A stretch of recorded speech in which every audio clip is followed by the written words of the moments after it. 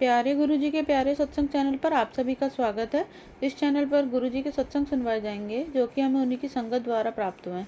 सत्संग शुरू करने से पहले गुरुजी को कोटि कोटि प्रणाम और सारी संगत को जय गुरुजी। आज के दोनों ही सत्संग हमें गुरुजी की संगत द्वारा व्हाट्सएप पर ऑडियो फॉर्म में प्राप्त हुए हैं। सत्संग शुरू करने से पहले मंत्र जाप करेंगे। ओम नमः शिवाय, शिव जी सदा सहाय। ओम नमः शिवाय, गुरु जी सदा सहाय। शुक्राना सभी संगत अंकल आंटियों को मेरा शुक्राना हमारा सत्संग शेयर करने के लिए।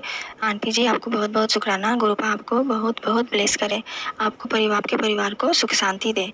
जय गुरु जी। अब मैं अपना ये शुक्राना सत्संग जो मेरे मम्मी से रिलेटेड है वो शुक्राना सत्संग मैं गुरुपा के स्वरूप के सामने अमृत वेले में रिकॉर्ड कर रही हूँ। ओम नमः शिवाय, शिव जी सदा सहाय। ओम नमः शिवाय, गुरु जी सदा सहाय। जय गुरु जी। मेरे मम्मी के घुटनों में और कमर में बहुत दर्द रहता है, तो ये मैं बचपन से देखते आ रही हूँ। मेरे मम्मी के कमर में और घुटनों में बहुत दर्द था और वो डॉक्टर को दिखाती थी, तो तब तो कम था। जैसे धीरे धीरे उम्र बढ़ती गई तो ये बीमारी भी बढ़ती गई। डॉक्टर दिखाई, बहुत सारे दवा खाई, इंजेक्शन लेती हैं तो कुछ दिन सही रहता है, आराम रहता है, फिर वो बढ़ने लगता है। तो ये दवा से ठीक है, पर दवा बहुत ज़्यादा उन्होंने खा लिया है, बहुत ज़्यादा। कभी कभी ऐसा होता है कि दवा का भी साइड इफ़ेक्ट होता है तो वो भी दिखता है। कभी कभी रह नहीं पाती हैं, दर्द इतना असहनीय हो जाता है, तब उनको इंजेक्शन देना पड़ता है महीने महीने में। तो ये सब चल रहा था। फिर जब मेरे जीवन में गुरुपा आए, गुरुपा ने हमें अपना प्रेजेंस फील कराया। मैं गुरुपा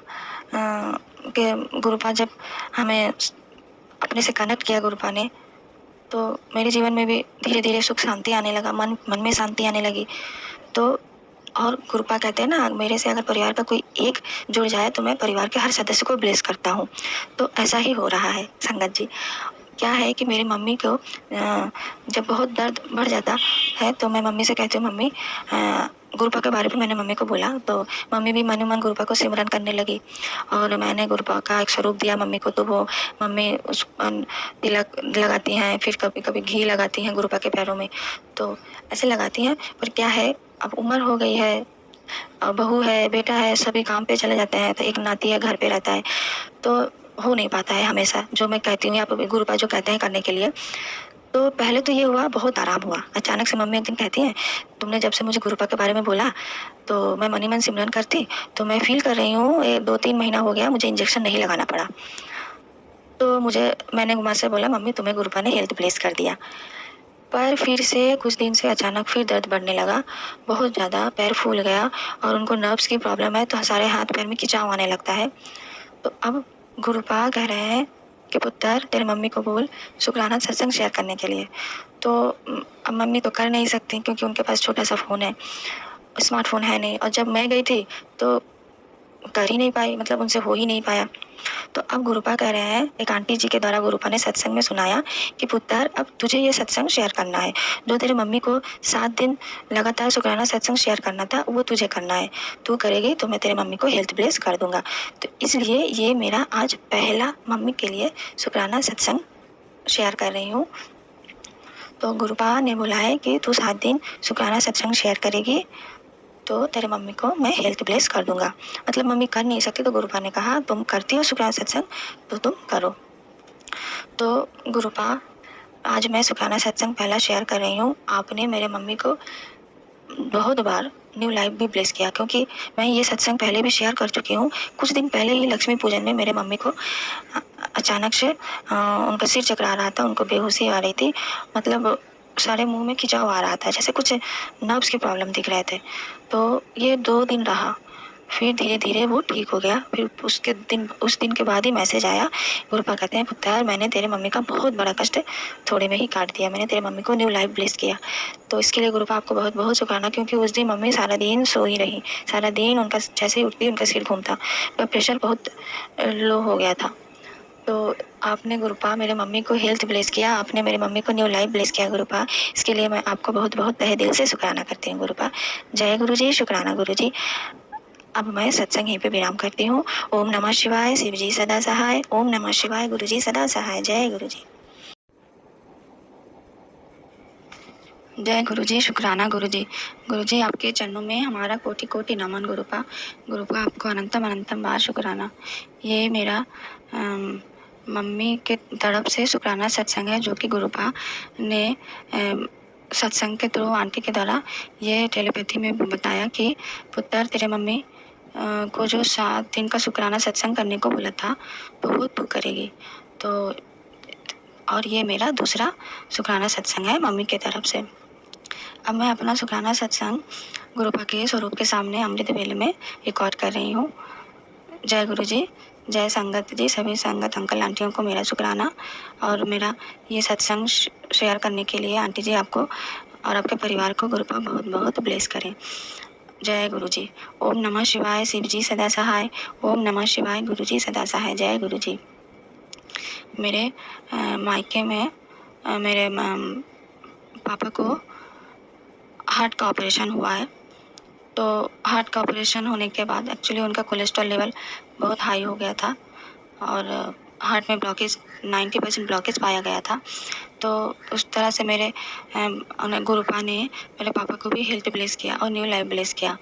पर ऑपरेशन होने के बाद जब पापा घर आए तो डॉक्टर ने एक डाइटरी लिस्ट दिया था कि क्या क्या परहेज करना है, क्या कितने अमाउंट में लेना है।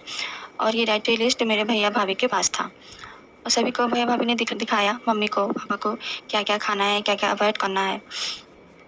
जैसे कि मेरे पापा थोड़ा स्पाइसी चीज़ें बहुत खाते हैं, मसालेदार चीज़ें बहुत खाना पसंद करते हैं।